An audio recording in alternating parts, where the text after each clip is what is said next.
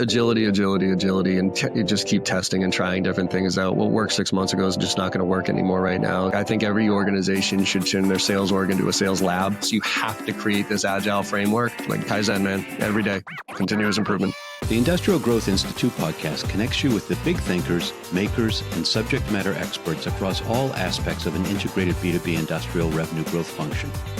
From strategy, board oversight and transactions, through all the phases of manufacturing marketing, the complexities of industrial sales, and the nuances of marketing and sales technology and customer experience, I speak with guests who bring insights, innovative perspectives, best practices, and twists on traditional approaches.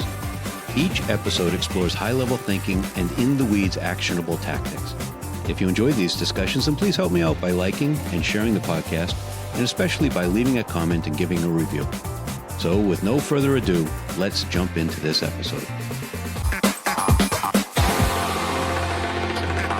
Welcome back to the Industrial Growth Institute podcast, where I'm lucky I get to speak with fascinating guests to help gradually weave together the full range of concepts and approaches that are necessary to succeed in today's complex sales or revenue growth markets. One of my consistent themes is that industrial salespeople can learn a lot from tech, where investor impatience and demands force creative approaches and experiments and rigor and a very different sort of a sales culture than we often find in the industrial space. And today I'm joined by somebody who's probably fair to say absolutely legendary in tech sales. John Barrows is the CEO of JB Sales, a sales training company that's focused, the way he calls it, focused on elevating people and the profession of sales. He's got over 400,000 followers on LinkedIn. He's a LinkedIn top voice, and his company, JB Sales, is actually one of the top 3 rated training companies on G2. He's been in sales his entire life. He's held every position from essentially a BDR, before we called it a BDR, making 400 cold calls a week, to being the VP of sales at one of the fastest growing companies in Massachusetts. They eventually were sold to Staples. And that's actually back where my story begins with John, probably in about 2000, if I remember correctly. Yeah. But today, as a CEO of his own company, he still walks the talk. He sells actively every single day. And I think that's a critical element of his credibility. He's also a podcaster himself. He's the host of the Make It Happen Mondays, the B2B sales talk show with John Barrows. And last, but he says, he emphasizes not least, he's also the proud father of a proud author and father of his co-author of an Amazon best-selling children's book called I Want to Be in Sales When I Grow Up.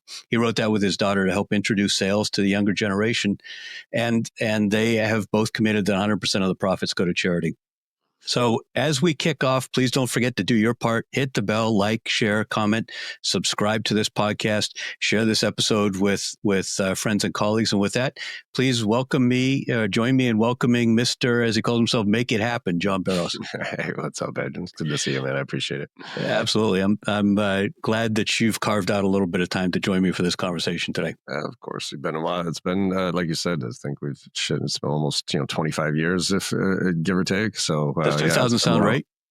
Give or take. Well, I joined, we started Thrive in June of 2000, and I joined, I think, 2001-ish. Okay. I was the 5th person on board. So the 3 founders started, and then I came on pretty close. So probably 2001, 2002, but yeah, pretty close. Got it. And I think at that time, you were really brand new in sales. You were coming off a year at Xerox, but you didn't have a career in sales at that point. You were fairly new. Yeah, my first job, I'm just like everybody, I didn't, have a degree in sales. I got marketing as my background. And then I got into DeWalt Power Tools. And that's where that was a little bit more event marketing. It was, I was driving around giving away free tools to construction workers, right? Running, shows and stuff like that. And then I graduated to Home Depot, where it was DeWalt, but selling to Home Depot now.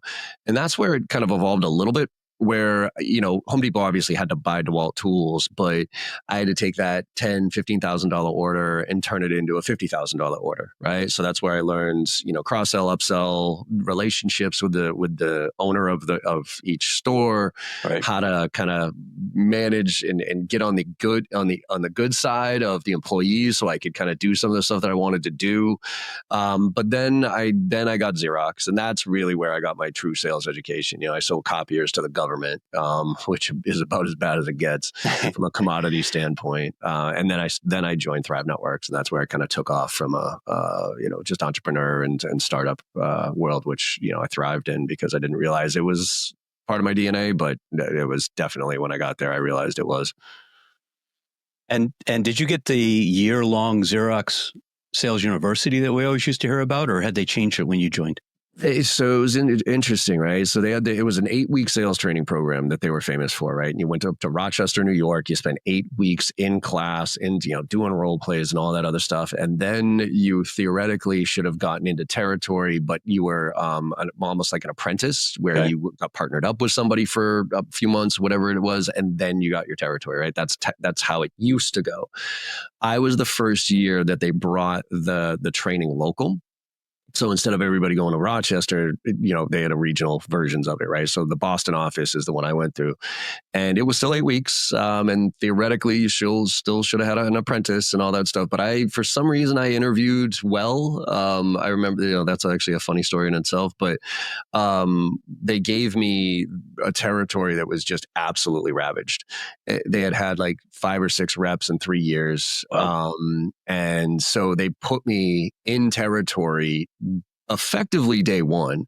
So I had to do the training while going out in the field and trying to sell, which in hindsight was weird because I kind of just disregarded the training. I was like, yeah, whatever. Like, I got to get out there and sell. So yeah, sure. Now I ended up being top of the class, whatever they call it, magna cum laude. If they have these little weird awards for that. But what I think subconsciously happened was I was learning and applying. I wasn't just learning through onboarding for 6 weeks, 8 weeks, whatever it is, and then being released into the wild to try to remember all that stuff and apply it, right. Which I think was just aligned directly with the way I work in general. And has that shaped the way that you train as well?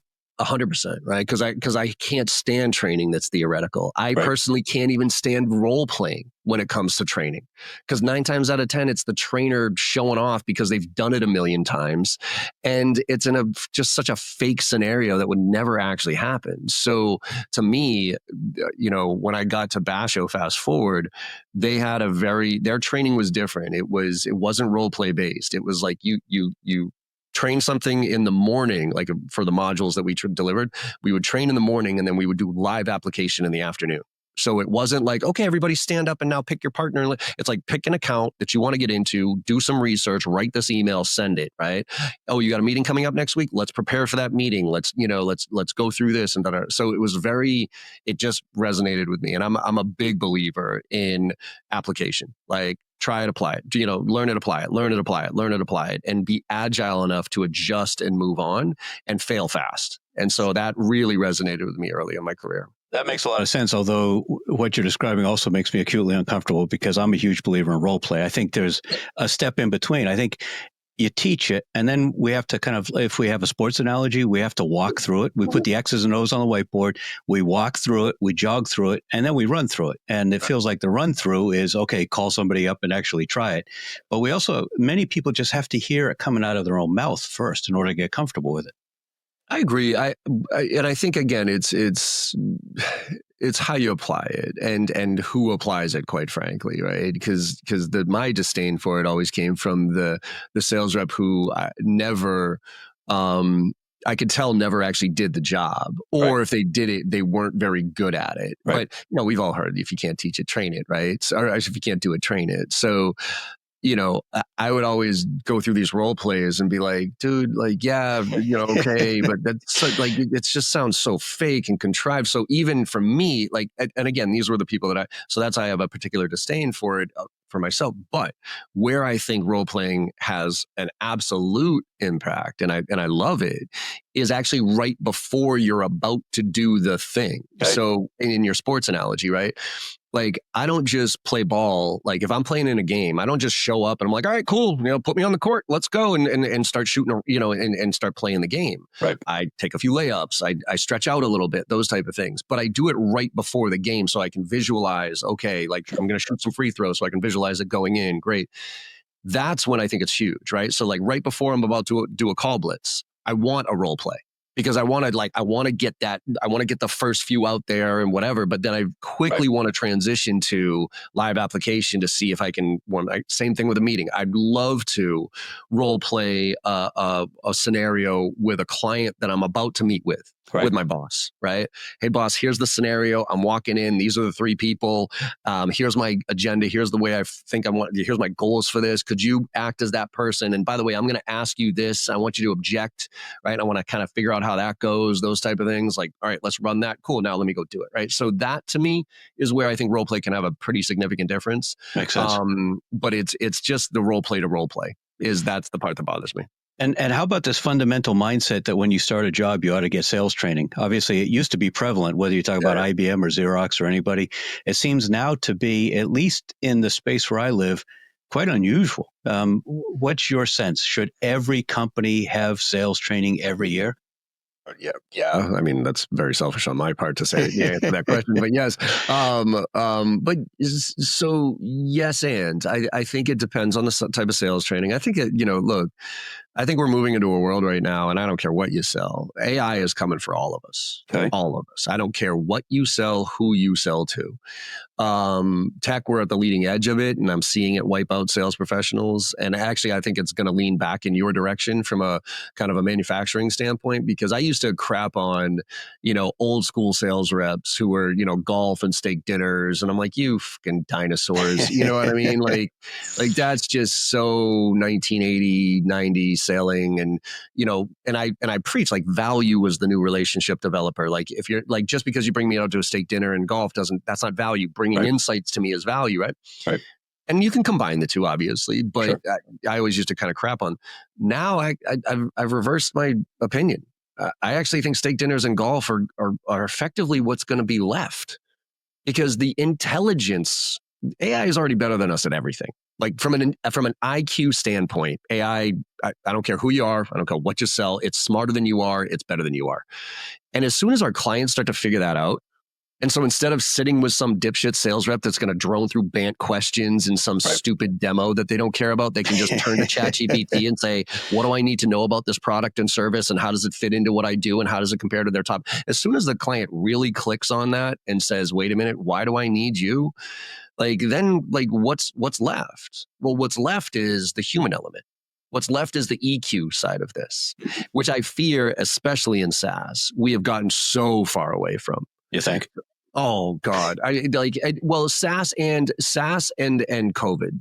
I think the predictable revenue model in SaaS and COVID, I think, ruined sales in so many ways, because it effectively turned it into transactional. No matter, even if you sold high, really expensive, complex sales, we're sitting in a 30-minute Zoom session. See you later. Sorry, this conversation's over. Whereas before, I'd be able to walk into your office, I'd be able to sit there, and it was kind of awkward for you to kick me out because I was literally sitting in front of you, and I could develop rapport. I could read body language, all that, right? And with COVID, now these reps they're being introduced in a virtual world. And so they're not even in the bullpen anymore, right? Where you and I growing up in sales, I don't know about you, I didn't get a lot of great training when I grew up in sales, but I was in the bullpen and I was around sales all the time. So I learned through osmosis, you know what I mean? Like the rep next to me would make a killer cold call and I'd be like, damn, I like the way you said that. You know what I mean? The VP would come over and talk about a deal next to me with another rep. And I'd be like, oh, well, that's kind of interesting. So I would literally just learn just by being around it. And my first 5 to 10 years of my career was face-to-face selling, driving all around Massachusetts, meeting with people. Right. So just that alone, going to networking events, you know what I mean? Being awkward, sticking my hand and introducing myself to somebody I'd never talked to before in my life. Right. Like that education somehow needs to come back. Because and so are you saying you think people need to work from the office again or what? Oh, yeah. No. Well, here's the deal. I think that your first 2 years of your career, absolutely 1000% be in the office. I'm sorry. I don't care what your opinion is of that. And I don't think how good you are at what you are. You're not going to be, there's no team environment in a remote world. There's no anything. You can't develop relationships in a remote world. Completely agree. Okay. So you can't, they'll be surface level. They'll be very superficial, right? depth is where we need to get back to. Quality is where we need to get back to, right? From our outreach, from our messaging, from everything. And so I think, yes, the first 2 years minimum of your career. And then you earn the right to be. Now, you tell, like, as an example, you tell me I got to come in back in the office as a 50-year-old man, kiss my ass. Like, On the other hand, if part of your premise is that the young people need to be in the office to be exposed to the veterans and the experienced people, then how does that model work if you don't make the others come to the office? Look, I don't. So me personally, like, I'm saying for me personally, like, I will never go back because I've paid my dues. I've done my thing, and quite frankly, I'm done helping develop teams. I'm done. Like, I train that. Okay, so for me in my professional career, that you got a better shot at seeing God than me coming back. Okay, but I think, you make it so once a week, right? That everybody, at least at once a week, everybody has to come into the office, but then you also have the management side of the house who is managing that team that's there for the first 2 years. They have seniority, they have experience, you know what I mean? They can bring it to the table. You're going to have executives in the office all the time anyways, right? So I think you can have this nice healthy mix, but I also, just kind of like the SDR, BDR kind of progression, right? It's kind of the same thing as like you earn different things at different stages of your career. And you earn the right to be a remote sales rep. You earn the right, but I got to know if I can trust you first. But you're making the point that it's about the development. A lot of people cast it as you got to pay your dues, and I think that rubs people the wrong way. Yeah. On the other hand, if part of paying your dues is going through the development process and the learning process and working the hours and grinding and getting your teeth kicked in, then that's a very different way of looking at it. Yeah, it is development. Like, and you can't shortcut that. Right. You know what I mean? Like, I think AI right now is the ultimate equalizer if you use it the right way, quite frankly. That's why I look at senior reps. I'm doing a AI intro to AI free training Friday coming up in a couple of weeks here, because I still, when I do my trainings, I'm like, hey, scale of 1 to 10, scale of 1 to 5, where are you on AI? 1 is you're barely using it, you kind of, whatever. 5, you use it every day for everything, right? Still, most people are 2s, right? Maybe 3s. And I'm like, where are you? I'm probably a 3. Okay. I'm right in the middle, maybe 3.5. Right, I'm probably a little bit better than the average rep. But I just last night I created my own GPT with all my content and everything else. And the 4 things that I do: I prospect, I prep for meetings, I prep for podcasts, and I create content. So I created those 4 different GPTs to help me do my own job, and I literally stuffed it with everything I've ever written, everything I've ever done, and now it's my coach. Right? Do you have one go-to tool, or do you use a variety? Well, I just created my own, so it's now my go-to tool, right? But you did that within ChatGPT? Yep. Yeah, so I created my own GPT, and because the thing is with my content, right? I just launched my whole new platform and membership. I literally wrote out word for word every single one of the videos so that I could then read it from a transcription standpoint into a camera, right? So I could create this content. So I have everything that I train on in written format. And so I took that, but I don't want to put that on an open GPT, because then anybody could be like, well, just give me John Barrows' training, and there it is, right? So I put it on my own private GPT, and then I gave it every blog I've ever written and all that stuff. And so now it's my own personal coach to do what I want to do. I do have some great go-to GPTs of like 10K analyzers and buyer persona GPTs and research GPTs and all this stuff that is just, again, it's like cheating at this point. Like, it really is like cheating. Like here's an example, like 10Ks annual reports, man. I went to a state school. I drank my way through 4 years of college. Me reading a 10K is a snooze fest. It's like I might read the first paragraph of the CEO and then the rest EBITDA and blah, blah, blah. I'm just like, oh, boring crap, right? And so if I was preparing for a meeting and it was like a really good meeting, I'd spend, 45 minutes to an hour reading through the 10K, trying to extract insights and everything else. Now there's a GPT. I just upload the 10K to it. It summarizes the entire thing, pulls around the key takeaways. And not only that, aligns my solution and my value proposition with their key initiatives and gives me messaging I can use. I think it was a year ago, you had a great conversation with Ryan Barretto talking exactly about using it to analyze 10Ks and do pre-call research. Yeah.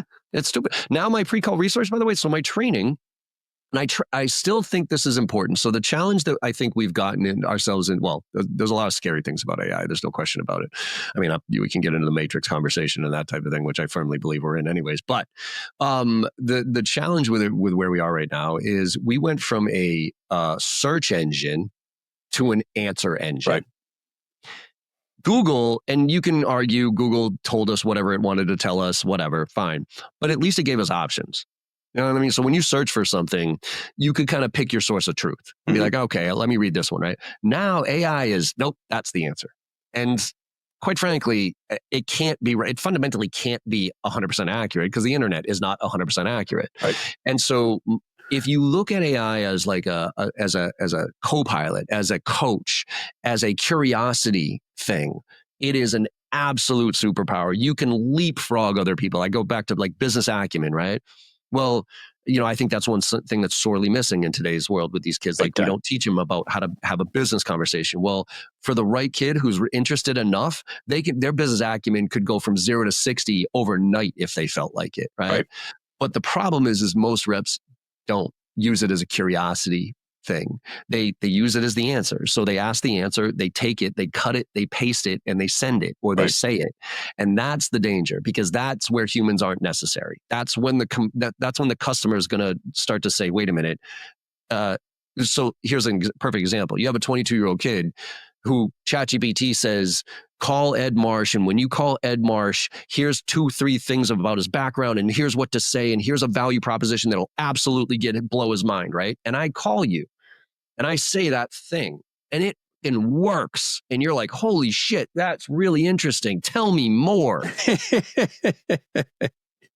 And I sit there like a deer in headlights because I have no context. I have no idea why I even asked that question. Right. Now it all falls apart, right? So unfortunately, Pareto's rule here, 80-20, I personally think, and probably get canceled for shit like this, but I think 80% of the world is sheep. I really do. I completely agree. They're all just looking for the answer. They're all just looking for somebody else to tell them what to do. And those are the ones who are going to use AI to get the answer. And those are the ones who are irrelevant. Yeah, period. I mean, I hammer on the point that I believe companies need to set their expectation, not an aspiration, but their expectation that they're going to hire second standard deviation sales talent. We need to be looking for whatever it is, 94.7 or 95.3 or wherever that cutoff is on up. And the fact is there's a natural bell curve and everything in nature. And I think you let the rest of the salespeople work for your competitors. I think you have to go find that top 5%. I don't even think it's going to be an option anymore, quite frankly. I mean, I start probably about 5 or 6 years ago, and you've probably heard me say this, but like at the end of one of my trainings, it was about 500 reps, and I did a Q&A, and one of the reps asked, well, John, all those logos up there, right? Like, they're all our competitors. So if you're going to train us all on the same stuff, how are we going to differentiate? And my answer was 10, 60, 30. And he goes, well, I go 10, 60, 30. I go 10% of you in this room are going to take what I tell you and execute at the highest level because that's the type of people you are. 60% of you are going to do something different because it's easy and it makes sense. 30% of you ain't going to do shit different. So the question isn't how many people can I train? The question is what percentage do you want to be in? Right. And that's your choice, not mine. Right. And so now I start my trainings with that because my belief is the bottom 30%, they're already irrelevant and they know it. They know it, they're scared, and they know it, right? Those are the reps who are just job hopping, right? Because it gets too hard. The sales cycle catches up with them, then they get put on a PIP, and then 3 years later, they're in the next complex sales job in the same industry. Exactly. Or the SDR that doesn't hit their quota and their quota goes up a little bit. And right before their year, if they don't get promoted in a year because their tenure has been up, like they bounce to the next role to find, right? So those reps are gone and I think they know it, right? The scary part though is for me is that bottom 50% of that 60%, the B players, the ones who are just kind of like, just don't want to kind of poke their head up too much. They just want to do their jobs and go through, like, they're irrelevant and they don't know it yet. Right. And that's the part that's going to hurt. The 10% is always the 10%. I don't even really consider myself in the 10%, quite frankly. Like, those are the go-getters. Those are the ones who, like, they're going to pull value out of almost every conversation, and it doesn't matter what you tell them, right? To me, the where I want to focus and where I am focusing is on that top 50% of the 60%. And I call it the ones, the give a shit factor. It's the one thing that AI won't and can't fundamentally do. Right. It can't give a shit. It can't care. It can pretend to care, but it can't. And so for the reps that care and are willing to put in the work I will literally give everything to. And those are the ones who are going to be successful. The agile, the ones who are willing to say, I don't know what I don't know, but I'm going to figure it out. And I want to find this. And I'm not going to wait for my boss to invest in training. I'm not going to wait. I mean, I was at a training. I was doing a training the other day and I was showing GPTs and all this other stuff. And one of the reps asked the question, and this was like 200 people. I couldn't believe the rep had the balls to ask this question. He goes, hey, John, you're showing all this stuff and that's the $20 version of GPT. But our company hasn't invested in that for us. So what do you want us to do? Wow. And I was dumbfounded on stage, and I called the kid an idiot. I'm like, I didn't say you're an idiot. I'm like, are you serious with that question? And he was like, yeah. Wow. I'm like, dude, it's $20 fucking a month. Right. I'm like, that is such a limiting mindset that you just told to 200 people and your executive team here that you're just waiting for somebody else to tell you what to do. Yeah, but if you were the only one in the room that had that visceral reaction, then that speaks to the management and leadership too. I don't think I was, right? Because I just stopped. And after I said, I go, that's not a growth mentality. That's a defeatist mentality. And I go, and that's actually quite concerning that you would even ask the question. And I just looked and I looked over to the leadership team. I go, and I just went like that. And I kept talking because that kid's not going to be in that job for very much longer. Or quite frankly, if I was a leader and I heard that, no offense, I would fire that kid as soon as that conversation was over. I'd be like, sorry, thanks for coming. Like, you're not the type of person I want on my team here. So you're already challenging a lot of conventional wisdom. And I see you call out a lot of BS on LinkedIn. Yep. What is the most common sales BS that you see today? Grant Cardone. The most common BS is the fact that people think that sales is still about convincing anybody of anything.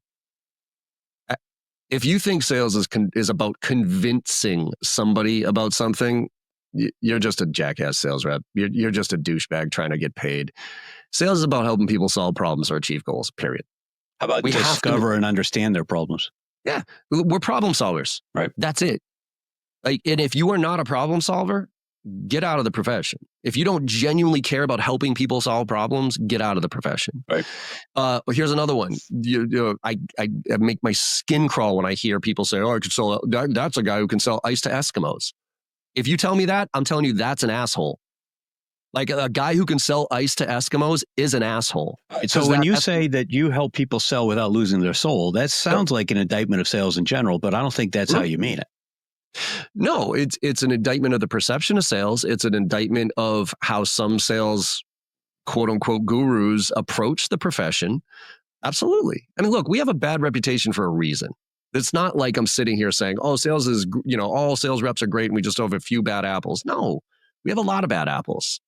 And quite frankly, I pick on Grant Cardone because he's the easiest one to pick on. But guess what? Grant Cardone is literally 10x my value. Actually, he's probably 100x my value. You can get to financial success way faster by being a douchey sales rep. What you want stacks of cash, you want Learjets, you want Rolexes and Benzes and all that other stuff. You can get there, unfortunately, way faster by convincing people of stuff, by being super slick at whatever it might be. Right. Doing it, quote unquote, the right way, or the way I feel is the right way, which is integrity and caring and, not trying to convince people, but doing it the right way.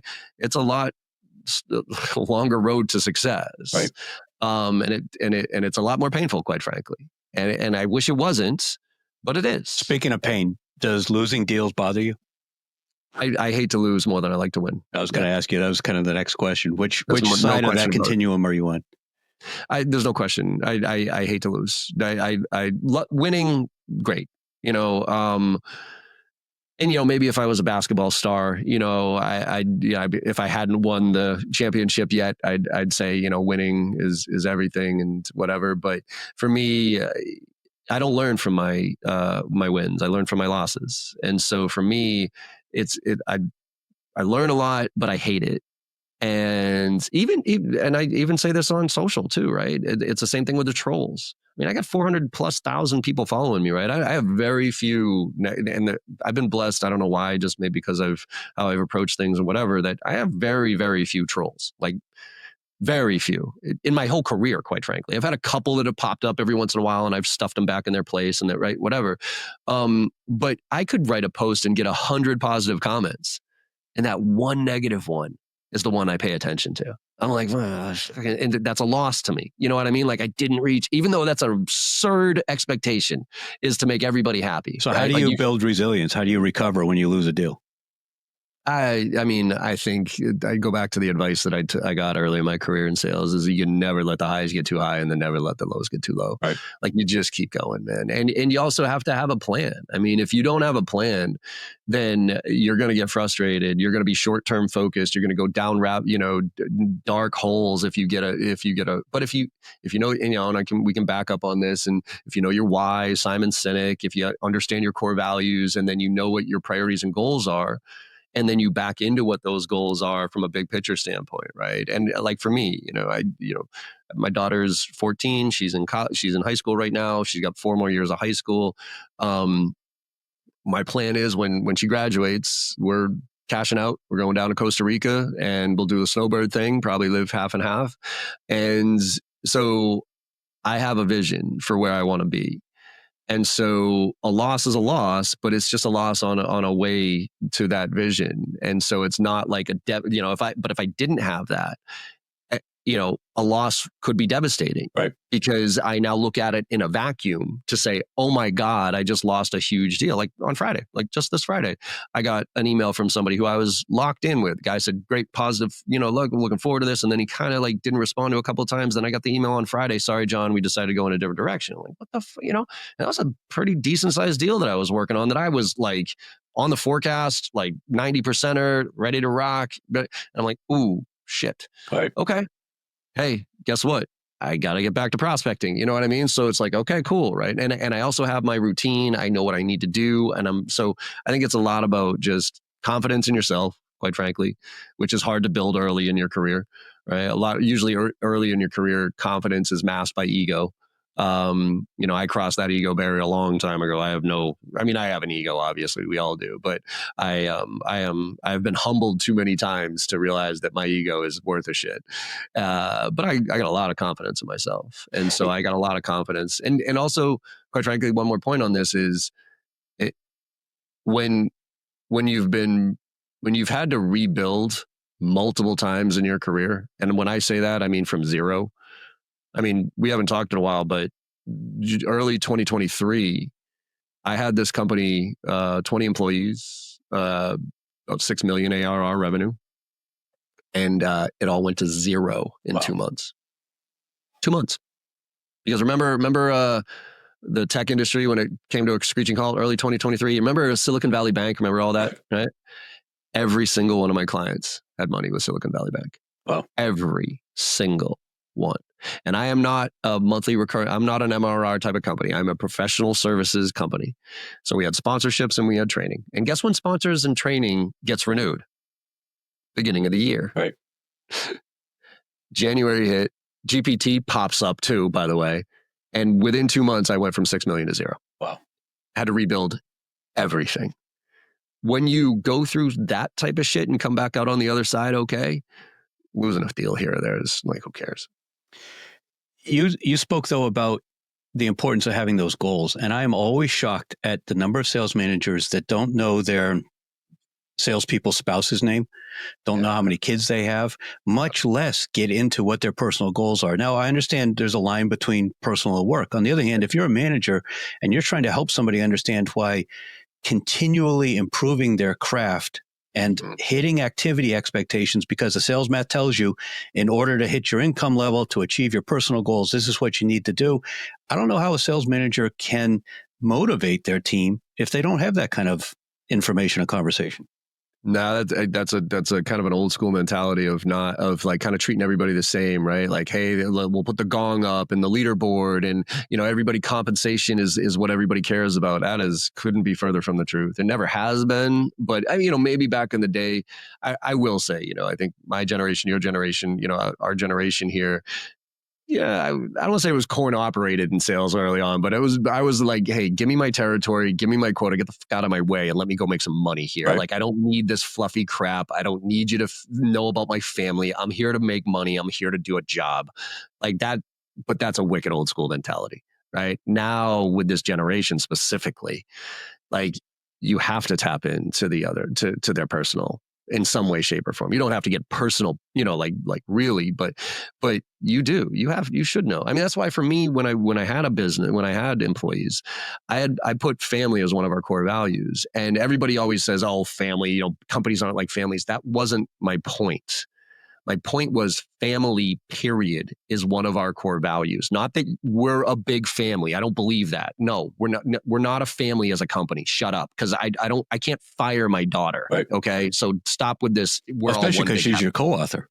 Right. Exactly. Right. But family in the sense that if your family life isn't right, you're not going to show up in your best self at work. Right.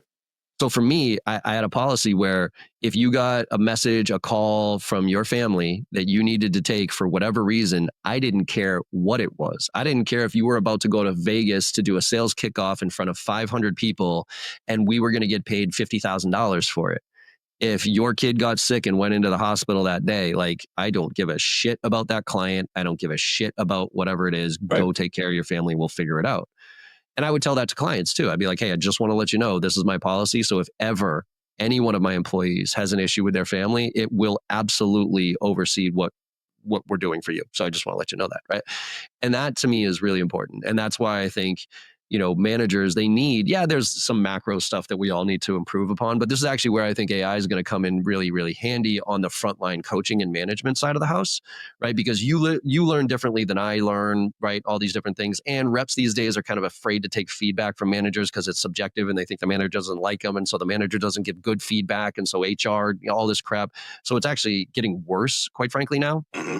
But AI is fantastic because I can connect AI. I can either have it on my phone and listening to our conversation in a live, face to face, or I could light up Zoom and have it call record and then give me guidance on how I did at the various components of the sales value. Discover, how'd you do with uncovering pain? Did you develop rapport? And then give me immediate feedback of how I did, like good, bad, or ugly, and then suggest content. So I think AI should absolutely, the role play, all that stuff, like front line, 100%. Which would then allow the manager to aggregate all that information and look across the team to see what the common needs are, but also free them up to have the individual coaching plans for each one of the reps to figure out what makes them tick. And should a typical sales manager build their own custom GPT? I mean, you talked about Guy Kawasaki's when you were interviewing him, how you kind of interviewed his GPT first to figure out how to work it.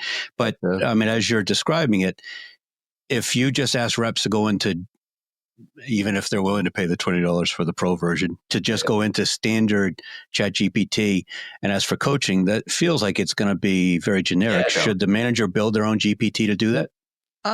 I think the manager should build their own GPT to do whatever the things that they need help with, just mainly so that they can get used to GPTs and AI and just kind of see what it can do. So I think everybody should create their own GPT, quite frankly. I agree. But I don't think that the manager should be the one to create the coaching GPT, because they're just not, most managers aren't taught to even know how to coach, quite frankly.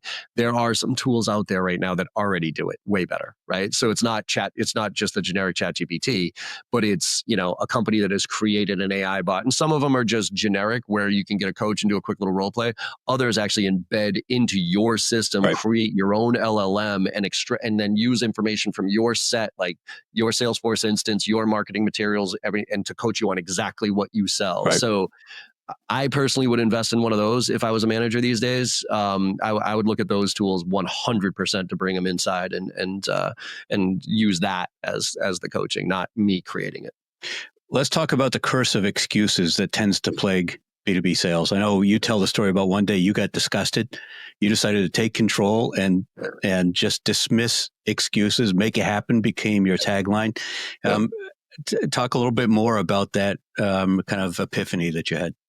Yeah, I mean, excuses are exactly what they are. You know what I mean? They're excuses. Like, we all got them, right? But it's what do you so what? You know what I mean? Like, I don't know. For me, it goes back to that $20 thing, right? Like, I don't, especially in sales, I have such a hard time with the limiting mentality of not going out and getting your own thing, right? Because sales is one of those ones where if you're even reasonably okay, you should be able to look at something as a force multiplier, right? To say, I guess here's where the time value of money or whatever you want to call it clicked in for me. It was, I think I read 4 Hour Work Week, right? And that was about offsetting everything. So I think it got me to think early on about my hourly rate. Right. So, and it's a simple exercise all of us can go through, obviously, right? It's like, say you want to make $500,000 a year and you want to work 50 hours a week, right? We'll do the math, right? Give or take, your hourly rate is going to be like $300 an hour, something like that. I don't know what the math is on that, but give or take, right? So if your hourly, we'll call it $200. If your hourly rate is $200 an hour, right? So you want to make 500 and you want to work 50 hours a week. So therefore, then pretty much anything else that you can, that you're doing, that you could have somebody else do for cheaper, you offload it, right? So and for me, early days, it was kind of, when I was reading the book, it kind of made me, because I was super cheap early in my life, right? I was like, nope, I'm going to iron all my shirts. I'm going to do my own laundry. I'm going to do this. But then I'd sit there and I'd be ironing shirts for hours. I'd probably, and I wasn't really good at it, I'd probably ruin a shirt every once in a while, right? And then I'm like, well, or I could walk down the street for $1.50 and have a professional do this and take those 2 hours and apply them to making more money. It's the same thing with investing in yourself, whether it comes to training, whether it comes to tools. Like, you have to look at it and say, I could either wait for my manager, boss, whoever to invest in me, right? Or I could drop the extra $100, $200, $5,000, whatever the fuck it is. If you don't have confidence in yourself, you're not going to do that. I think one of the most exciting things I hear from a rep when I'm interviewing them is that they undertook to get some sales training personally on their own. Yeah, 100%. 100%. What have you done? Like, so if you're listening to this right now and you're out of work, I know it's probably going to be hard to justify because money's going to be tight. The more you can invest, and then, by the way, there's tons of free content out there so that you can go get it. You don't even have to spend money on it. But if I interview you and you haven't had a job for 6 months in sales, by the way, like, sales is one of those jobs, like, sorry, you can go a little bit of time without a job in sales, but there is I want to say about 6 months is my threshold at this point. If you haven't gotten a job, if you have been actively looking in sales for 6 months and you haven't gotten a job yet, something's wrong. You might not be cut out for this thing, because if your number one sales job should be you selling to the in your interview, right? So if you've got on these and something's off, right? But in lieu of that, if that 5-month interview you come in and I'm like, oh, that's because a little bit like, why? But during those 5 months, you said, well, I've gotten certified in this, I've invested in this, I've taken these courses, I've joined these groups, I've blah blah blah. Like, oh, okay, this is a kid who's willing to make that investment. You know what's funny? I had that conversation with a guy, he's probably 26 or 27. I was interviewing him yesterday. He was going through exactly that same thing. And I said, okay, well, tell me about that course. What was the key thing you took from it? And he couldn't answer the question. And then we tried it with another one. He couldn't answer the question. I'm like, Well, yeah. So again, are you taking these because you care and you want to get better, or are you just checking off a box so you say you got certified and and that's actually double negative in my opinion. Like, I certainly reacted negatively to it.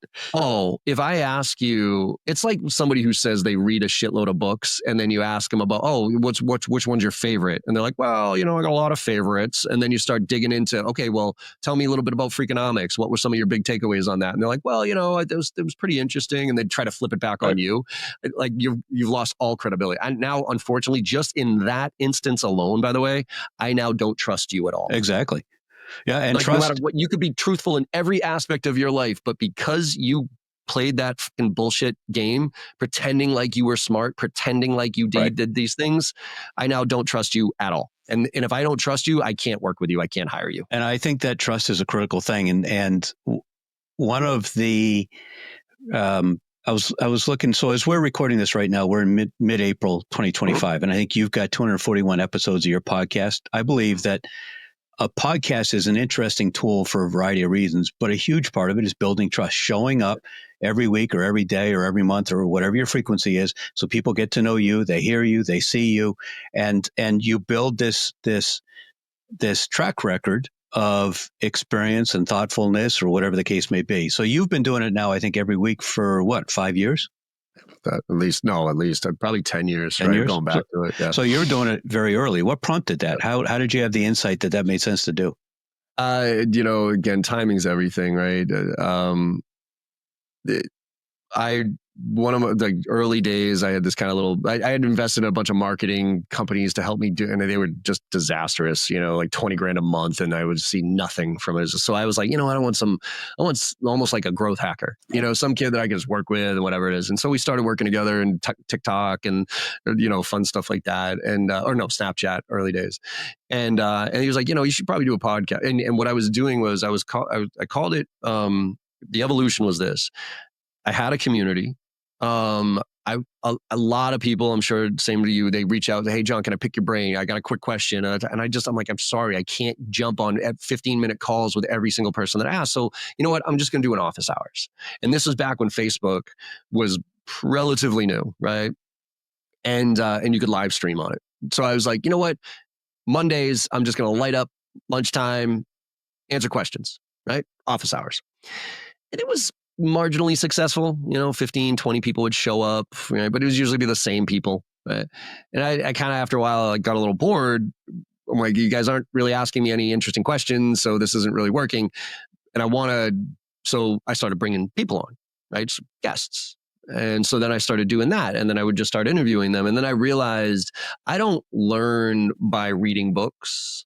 That's just not the way my brain works. I literally fall asleep when I read. I also don't read by taking courses, quite frankly. The way I personally learn is by talking to people who are smarter than me. Right.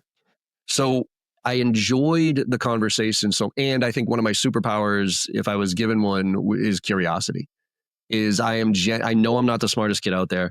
And so, but I know I'm smart enough to be curious. And when I'm curious, it ends to a good conversation. So these conversations started being really, really good. And then we just started turning them into a podcast. And then we went into an actual podcast platform, and it just evolved from there. So for me, it was actually started with trying to engage with my audience and bring more value, evolved into a form of education for myself that I didn't realize was really really resonated with me, and then just became something that I just fundamentally enjoy doing. And by the way, I recommend everybody, quite frankly, have a podcast.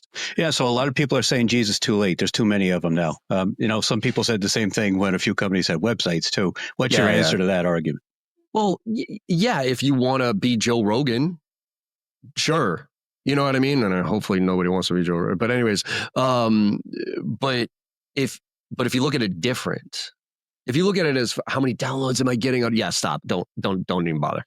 Don't even bother. Same thing with building your personal brand. Don't even bother on getting on LinkedIn if you care about how many likes and comments you're going to get. Right. But if you look at it as A, this is the way I can learn. B, I can use it as actually a lead gen tool, because think about it this way, and I coach people on this. Like you could cold call for 1 billion years into the top executives, and you will get very, very limited responses. Right. But if I reach out to you and say, hey, do you want to be on my podcast? That's like your response rate is going to be a lot higher. Right. So if you focus, and so if I'm a rep right now and I'm walking in, I need to learn about this industry. So say I'm brand new in an industry, I have no idea what I'm even talking about. First thing I'm going to do is actually start a podcast. And I'm going to reach out to the exact personas and ICPs that I sell to. Yep. And I'm going to say, hey, Ed, you know what? I started a little podcast here. I bring on other executives where we just talk about some of the challenges that are happening in the industry. I was wondering if you might want to come on board. Get a yes. You don't do the hard sell. You just do a really thoughtful, you prepare for it like you'd prepare for a meeting, and then usually it ends up with, by the way, what do you do? Oh, this is what we do. Oh, you should talk to my team. So there's a lead gen source for you. But then it's content for days. Right. All you got to do is this. Right. Yeah, absolutely. You don't even need Riverside, by the way. Just Zoom. Right. Now you have asset. Then you get some fucking 15-year-old kid who's really good at cutting up videos and TikTokifying them and those type of things. You give them like a couple $100 a month. Now you have an audio rip for the podcast. You have a video for YouTube, long format, and you have probably 15 different shorts that you can put on YouTube and social that drive back to this and go from there. And then you can use that, by the way, to send it to your prospects. Right. hey, Ed, I just had this great conversation with so-and-so the other day and they fit the similar profile you. I remember you had said something. Check out this clip that they had. Thought you might get some value out of that. Right. Like it's literally a no-brainer to do. And it takes you like 2 hours a month plus maybe a couple $100, $200-300 at this point. Right. Let's talk about sales training. I've got the sense that it used to be you'd go to a sales trainer, Sandler model, whatever the case may be, and that sales training would envision the entire sales cycle or the entire life cycle with a client. My sense is that that's changing. I mean, you talk about prospecting for BDRs. Kevin Dorsey, KD, who you connected me with, talks about sales management. Keenan talks about the gap and the qualification, kind of his version of MedPick or whatever the case may be. Am I correct in observing that sales training is getting segmented and much more specialized? Oh, it's been that way. There's ever since I got in, quite frankly, back in 2006 and 7 into this, what really struck me about Basho when I joined it with Jeff Hoffman was he had productized training and segmented it out. Whereas to your point, usually it was, oh, I'm your sales trainer and we're going to start here and we're going to bring you all the way. And this methodology, here's your sales methodology, right? And it was, you were Miller Hyman, you were Sandler, you were value selling. I've never been a methodology guy. Because quite frankly, I've never seen a singular methodology that addresses all the different aspects of the sales process and quite frankly is agile enough to adjust to what's happening right now. I mean, sales is moving faster than I've ever seen in my life right now. And so you think some old school, stodgy, blue sheet shit is going to actually vibe today? Are you crazy? So to me, I've always been, hey, and I think it was early days too, like when I would go to these trainings, I'd be like, okay, well, I like that, but the rest of this stuff is kind of bullshit. Well, it's like most Sandler, books that you read.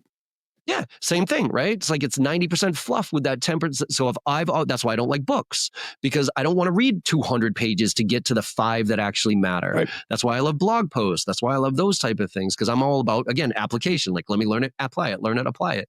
And so, for me, let's use Sandler. I love Sandler. Like upfront contract, pain funnel, and reverse questioning, gold. Okay. The rest of Sandler is, quite frankly, dog shit, in my opinion. Their prospecting is awful. Like literally they tell people, this is a cold call. Like that's what they train reps to do. Right. Okay. Have fun with that. So I'm going to take, my prospecting stuff, because I think it's the best out there, period. Right. I'm going to take, maybe the guys from 30 Minutes to President's Club for cold calling specifically, because those guys are assassins at cold calling, right? I'm going to take gap selling for discovery and probably some Sandler stuff for discovery. I'm going to do MedPick maybe, right? As kind of a framework of stuff that we want to collect. Right. And I'm going to do Chris Voss, Never Split the Difference for negotiations on how we do that. Right. And so I think all of us should be creating our own methodology, but pulling the best of all the different pieces. Anybody out there, right? I think you're a dinosaur right now. Like I actually walk away from opportunities. I ask very specifically the question to a prospect, are you looking for a methodology? And when they say yes, I ask a clarifying. I said, what does methodology mean to you? Do you mean like soup to nuts from account planning all the way through to account management and like integration into your systems all the way through from top down management, that type of thing? Or are you just looking for like structure that you can use to kind of apply to the different components to this so that you can have some consistency in a common language? 9 times out of 10, they're going to say, it's just more of a common language and consistency, not the methodology. Okay, good. Now we can talk. But if somebody's like, nope, I want a methodology. I'm like, thank you very much for your time. Mr. or Mrs. Dinosaur, enjoy wasting all that money and in a year and a half coming back and saying, we need a new one because the VP of sales left and the new VP of sales wants a different methodology. And we have to spend another $300,000 and waste all of our reps' time who don't want to go through this anymore because of the book of the month club mentality and we don't care anymore. So the interesting thing is in the industrial space, they need a fundamental methodology. I mean, in most cases, the sales process is as refined as get an inquiry, collect technical details, do a quote, and follow up. And I mean, we need more of a framework than that in order to have this structure on which we can hang these other pieces. Yeah, well, quite frankly, And I think there's a long tail to everything, right? I constantly have to be pulling my head out of my ass in the SaaS world, right? Because once I pull my head out of the SaaS world, it's like sales 1985 all over Exactly. again. Right. The problem is I don't. Whereas I used to think that was, oh, okay, I can, there's always going to be a long tail. I don't think there's going to be a long tail anymore. I think those reps, the reps you talk about, are again already irrelevant, quite frankly. Yeah, because the buyers are advancing much faster than the reps. They're order takers. Right. Why do I need a human to take an order? Exactly. I don't understand. If you're not going to apply the art of sales, like we've science, I've been a huge proponent of the science of sales. I always talk about how sales should be more of a science than an art. Unfortunately, we have over-scienced the sales process, right. and there's no art left. Right. There's no relationship. So that goes back to the golf and the steak dinner. Exactly. Yeah. All right. So my sense is that you are switched on all the time. High energy, completely focused. The only recreation or diversion I've ever heard you reference in any way was the RV you bought early in COVID. Do you still have it? The what? The RV? Oh yeah, got the RV. Yeah, still rocking it. Actually, it's in for repairs. I got to call and see how much money I got to spend because the winter kills it. But yeah, no, the RV is it was a fun little thing for take a cross country trip with the daughter during COVID. She was 10, so she still liked us. Still got it. It's part of my exit strategy too. Quite frankly, I'm gonna Mad Max the shit out of that thing and drive it past the border one of these days when this whole thing blows up. So and basketball. You talk about basketball every once in a while. Is that how you burn off stress? I mean, you probably want to edit this out. So I work, man. I spend the time with my daughter and my wife, and we travel. But work for me is kind of my hobby. Right. People say that if you love what you do, you don't work a day in your life. I work, don't get me wrong, and I'd love to be a multi-millionaire and just kind of not have to, right? But I mean that, and I smoke a lot of weed. I mean, quite frankly, I mean, that's to me, like, and I kind of joke, but I don't. That is absolutely 100% how I keep an even kill. And now Massachusetts, it's legalized, it's medical. Now I can dose it in very specific ways. So, for instance, when I want to get creative, I have a certain strain that I smoke. If I want to do this, I do some edibles. If I want to get focused on this, then so for me, it's been it really is a true regulator. And when's your flow time? Can you control it by the weed, or are you morning or late at night? I mean, I never smoke when I'm doing stuff I'm getting paid for.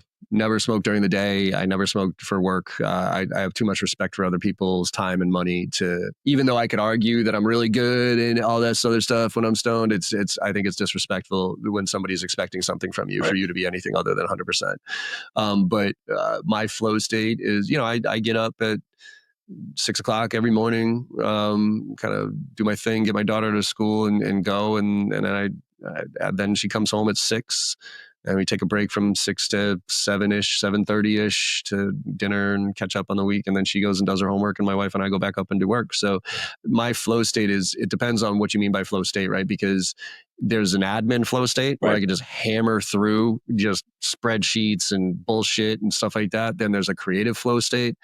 And sometimes I need a little help to get into those different mentality flow states. Whiteboard, staring at a whiteboard versus staring at a spreadsheet and making my eyes bleed. So, yeah. All right. So one of the things that I most associate with your consistent content creation is the idea of a great SKO, sales kickoff. It feels like you've worked hard to kind of perfect the art of the SKO. Would you agree? Is that something that you emphasize, or have I just misunderstood that?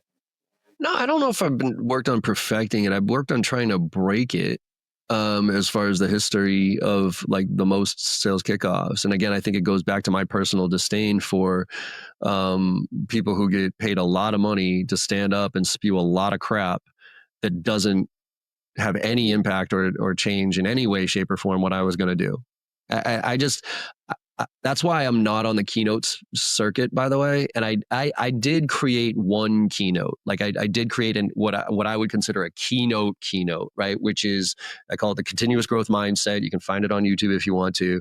And it's about the kind of my journey after my dad passed away and all this stuff and what I learned from it, right? About continuous improvement, growth, mindset, all that fun stuff, right? But and even with that though, there's like takeaways, like, okay, go do this, right?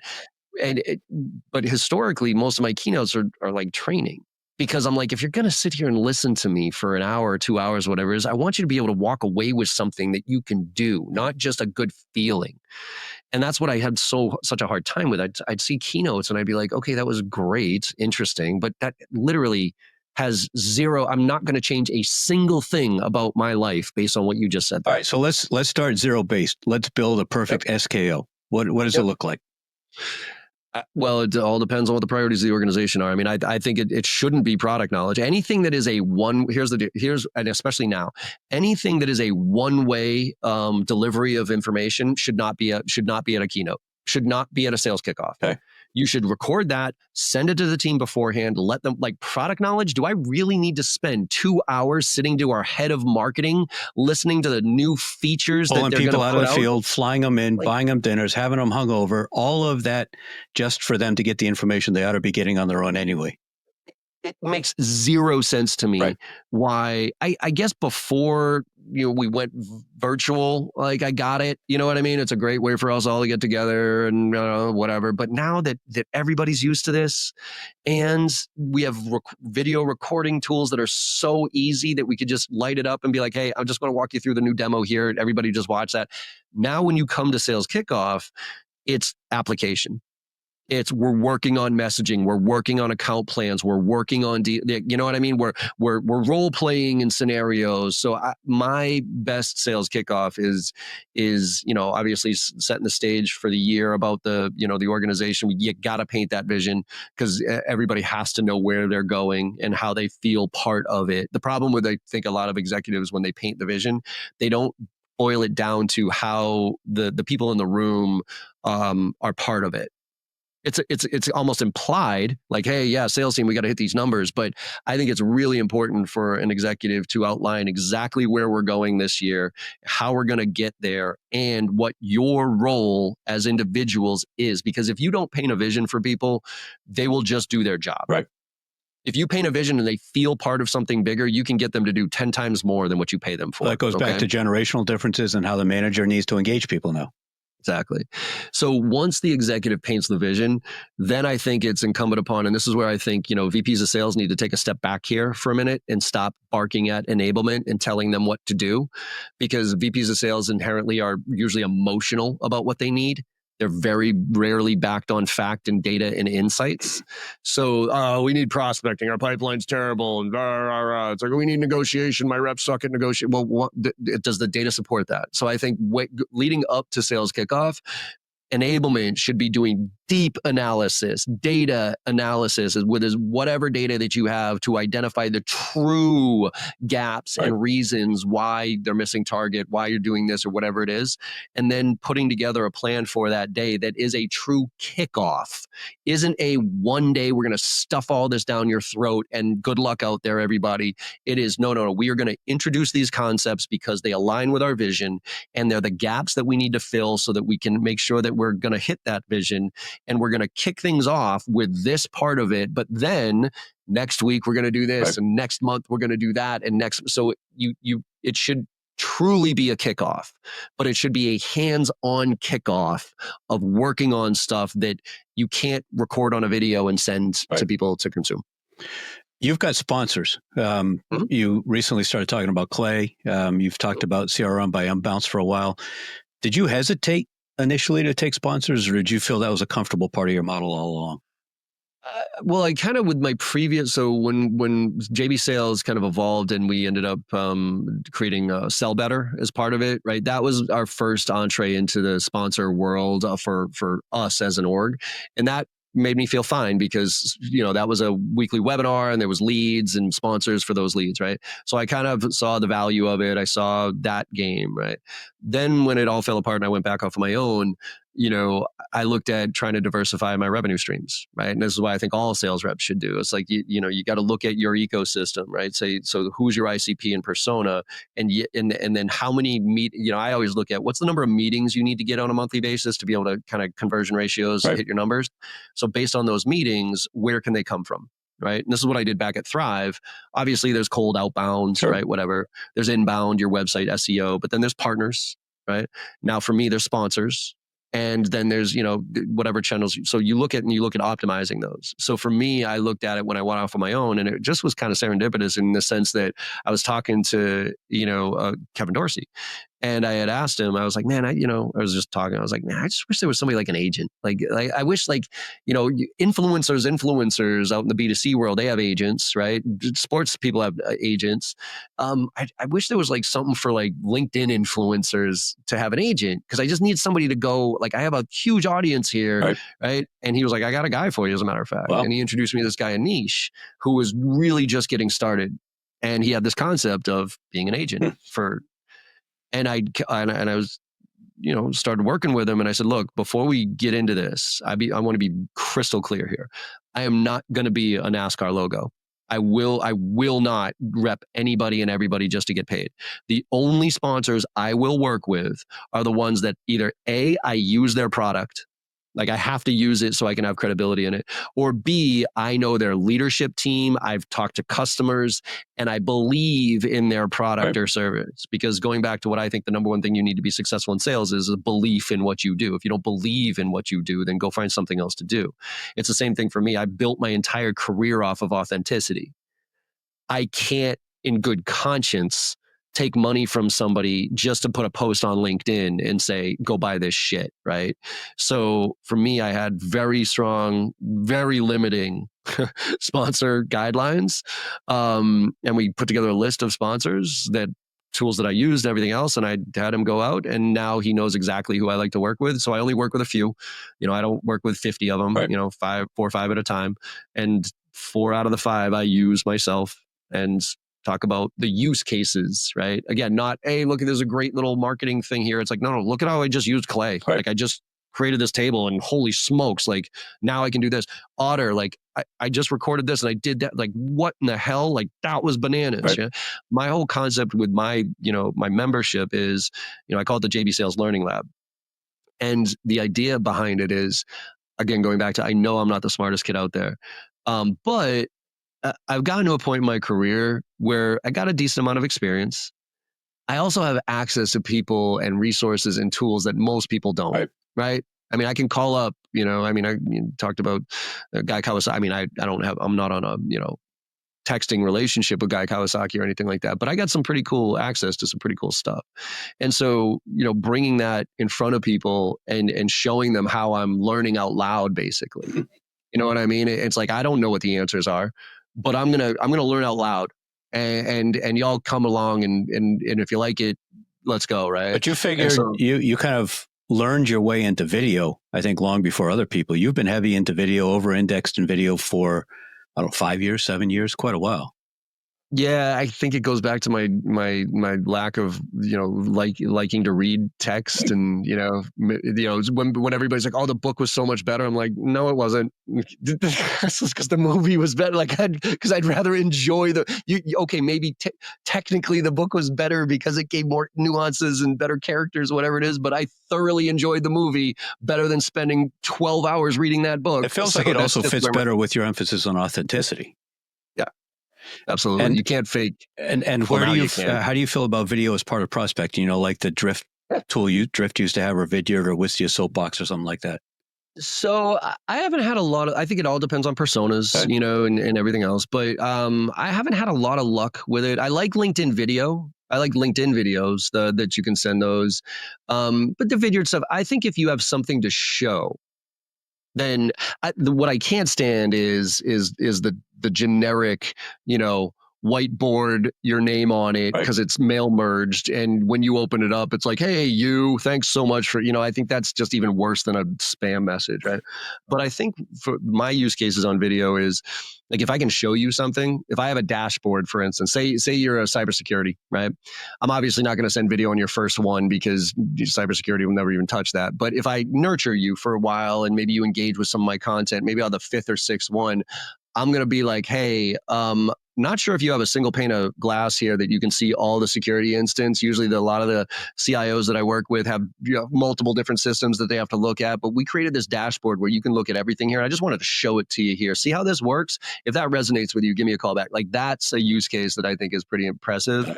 But my personal favorite application of video is, actually, there's three of them. One is objection handling. Right. So middle of the sales process, you get the email, sorry, John, we gone a different direction, or sorry, John, we got to push this till Q1 next year or something like that.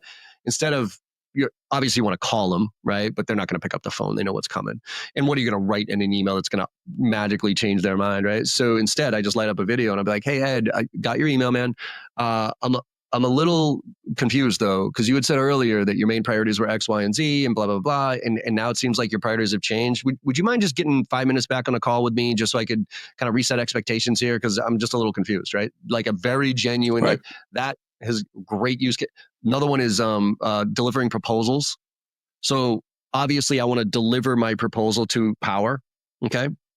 But say I got Jim and Sarah, Jim's non-power, Sarah's power, and I got to get to Sarah, but Jim's blocking me. He will not let me present my proposal to, instead of just sending Jim the PDF and having him forward it to her and her look at the price and go, see you later.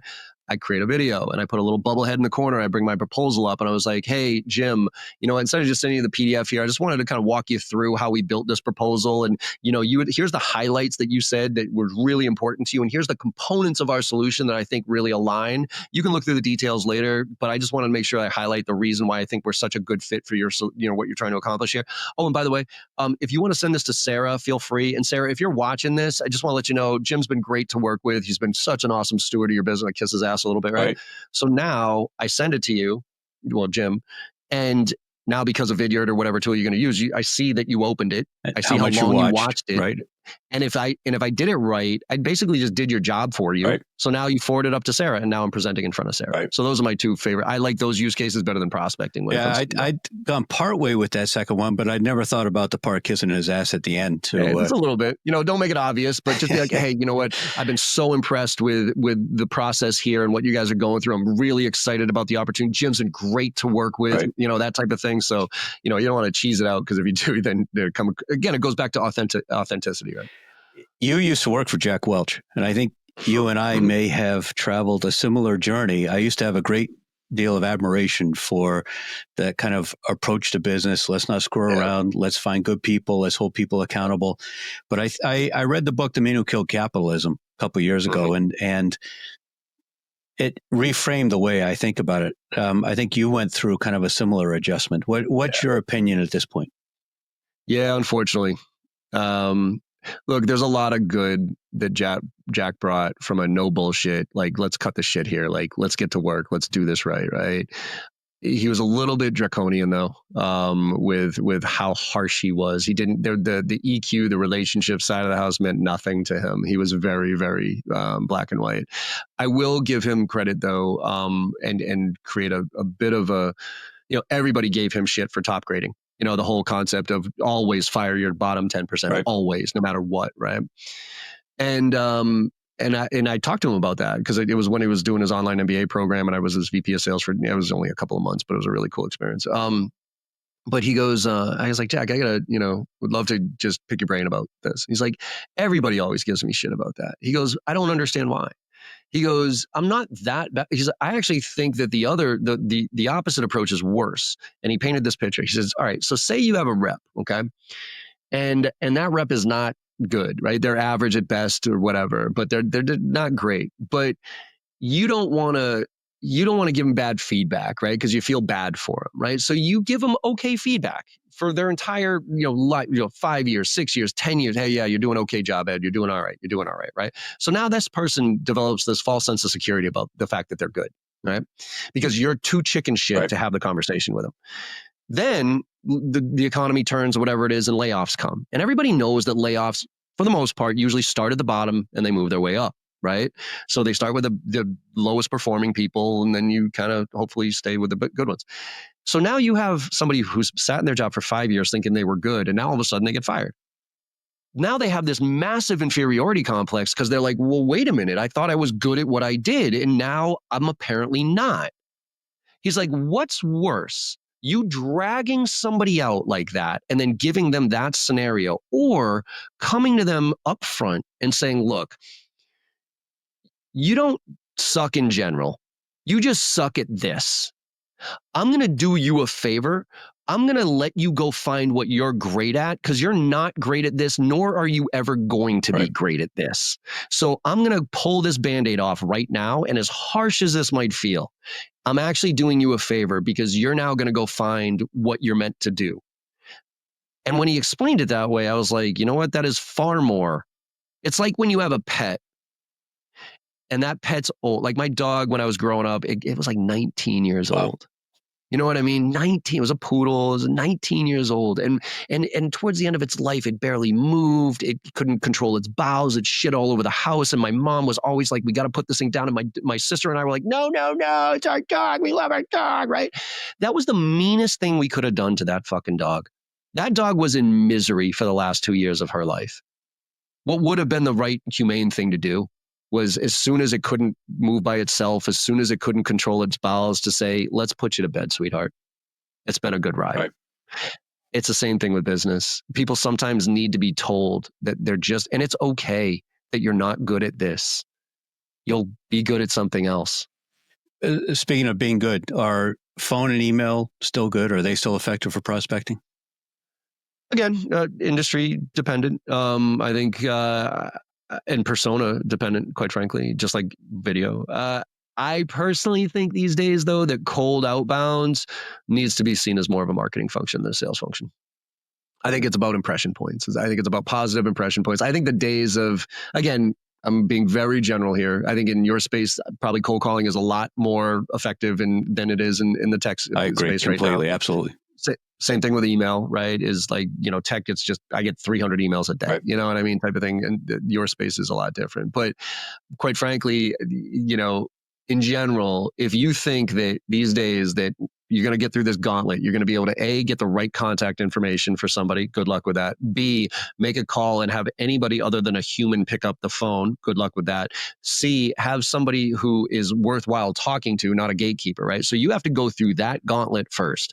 And then you think that whatever comes out of your mouth, right, is going to have that person be like, oh, man, all that strategy stuff that I've been planning and all those initiatives that I'm working on right now, like, you know what? What you just said there was magic, and I'm going to ignore all that. I'm going to jump into a sales cycle with you because that sounded brilliant. If you think that's going to happen, you are out of your fucking mind, and you are setting yourself and your team up for absolute failure and disappointment. But if you look at it as an impression point, where that cold call that left that voicemail might lead that person to go look at the email that you sent them a couple of days ago, which might lead them to go look at your LinkedIn profile, which might lead them to go look at your company. And if you look at it that way in totality, then I think it's still totally worth it doing. But I think if you look at it as a singular form of, this is how I'm going to make my money and I'm going to be a cold caller and that's it these days, man, I hope you find an industry where that still burns, right? Because they're getting less and less and less right now. All right. So I'm going to put your LinkedIn profile and the link to you and your daughter's book on Amazon and a link to your podcast in the show notes. What resources do you recommend people turn to? Not just yours, but where do you go? What do you watch consistently? Blogs, podcasts, YouTube channels, et cetera. I mean, this is going to sound flip, but AI is where I would turn to, is quite frankly, because it has all the answers for everything if you just use it right. I mean, genuinely. I mean, don't get me wrong. So here's what I would do. So my website has everything. It's free resources. You can go to YouTube. You got all sorts of fun stuff. But what I would do is I would go in, and so what's a title that you typically sell to? Like who's a persona in an industry for you? Like that you would want to learn about, right? From a sales standpoint or anything. Like, so my clients are typically going to want to learn about maybe the global director of engineering. Okay, cool. So I'm going to go into ChatGPT and I'm going to say, give me the top 5 thought leaders, whether they be companies or individuals in this space. And again, sorry, what was the title again? Global Director of Engineering. Who are posting and sharing content about the priorities and challenges of global heads of engineering, right? Da, da, da, da. Please include a link to their blog and a brief summary of the theme of what they present, right? It'll give me 5 of them, 10 of them, whatever. And say, give me 5 more, give me 5. And then I'm going to look through and I'm going to say, okay, which ones do I like? I'm just going to be like, oh, I like that. Ooh, the content that one puts out is really good, right? Whatever. Cool. So now I'm going to find 5 or 6 of them that I really like and I think I can get value out of. Then I'm going to go into a product like Feedly, right? Feedly.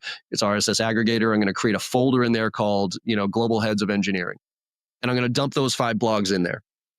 And what that does is that when I open up that folder, I just see the headlines of all the different blogs from all the different people, right? So now my morning routine is going to be when I grab, so instead of checking the news, right, which I'm just going to be fucking pissed off at no matter what, or my fantasy leagues, which I suck at, right? Instead of that, I'm going to read my morning paper, but my morning paper is going to be all the thought leadership stuff that is about the industry and the people that I care about, right? So that, to me, when I say about sales tips and tactics, whatever, feel free to Google it. Feel free to chat GPT. Hey, teach me like John Barrows, whatever. Business acumen is what I would triple down on. If I was a sales rep right now. Makes sense. It's coming up is like, how do I learn how to speak that language? How do I learn the people that I want to sell to most? How do I effectively become them? So I can have empathy, so I can understand their situation, so I can genuinely help them. And I can be curious enough to ask them questions that are contextualized as opposed to tell me about your priorities. Like, shut the fuck. Like, I think the 3 most insulting questions or statements you can make in today's world. What keeps you up at night? What keeps you up at night? My daughter, next question. What are your priorities? Shut up. And tell me about your business. Those 3 are the most insulting because I can go into ChatGPT and say, give me the top priorities of VPs of sales in the SaaS industry right now. What are their main KPIs? What do they have to do? And then instead of saying, hey, tell me about your priorities, I can walk in and be like, hey, you know what? We're working with a lot of VPs of sales right now in the tech industry, and they're telling us that walking into the new year, their main challenges are X, Y, and Z. Are you seeing the same thing? Just something as simple as that. All right. How do folks connect with you? jbarrows.com that's the best way. LinkedIn, I hate to say this, it's going to sound like a humble brag. I've reached that 30,000 limit on connection, so I can't accept anymore. So if you can connect, but you're going to get a templated email from me saying sorry, but here's some other ways. The fastest, so jbarrows.com is where you'll find everything. But if anybody actually wants some like coaching or one-on-one stuff, Instagram is by far, right? So my handle is John M as in Michael Barrows. All you got to do is connect with me and then DM me with a video. Hey, John, I got this quick question about this. Any thoughts on that? Whatever, and I'll get right back to you. So I'll put that link in the show notes as well. Yeah. Real quick, your ICP, so people know if they should connect with you that way. Yeah, so I got 2, right? So I got the corporate side, which is, usually companies, but, over 5 or 10 reps, right? I got something for small teams and big teams, usually selling a B2B solution with an ACV of over 10 grand, give or take, right? SDRs, BDRs, AEs, CS, AMs, that whole thing. And then there's the individual.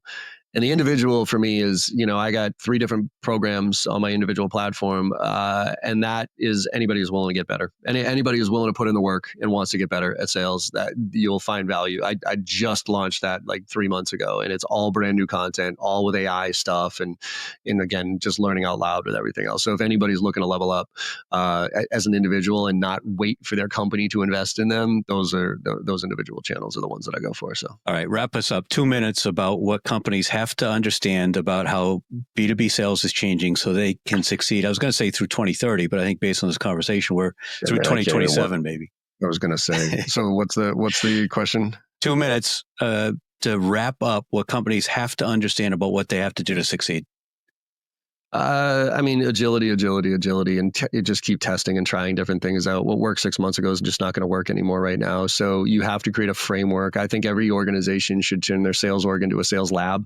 and every week just pick something about the sales process and break up into little teams. It's like engineers. You know how engineers do like hackathons and stuff like that, where they pick kind of things and they nerd out on it for a little while. I think we should do the same in sales. You should get product marketing, sales, account management, everybody in a room together. You partner up in groups of 2 or 3. You pick anything about the sales process, prepping for meetings, writing better emails, doing better follow-up, whatever it is, and then say, all right, y'all have an hour to figure this out. Whoever can figure out the best way of doing this that's better than the way we're doing it right now wins. And then we're all going to apply that next week, and we're going to see how it works. And then next week, we're going to pick something else. And the next week, we're going to pick something else. You have to create this agile framework, and you have to give these kids a chance to learn before they get replaced. And relentless improvement. Absolutely. Every day. Like Kaizen, man. Every day. Continuous improvement. Awesome conversation, John. Great to reconnect after, I think it's been maybe 5 years since we really spoke on your podcast. It's been a while, man. I appreciate you reaching out. I've enjoyed it. Thank you so much for your insights. Yeah, thank you. And everyone listening, you know what's next. You need to please like, share, comment, and by all means, subscribe. Look at the show notes. You'll find the links to connect with John, to share information, to get his feedback, to jump into his programs, whatever works for you. Thanks, everyone, for listening to the Industrial Growth Institute podcast.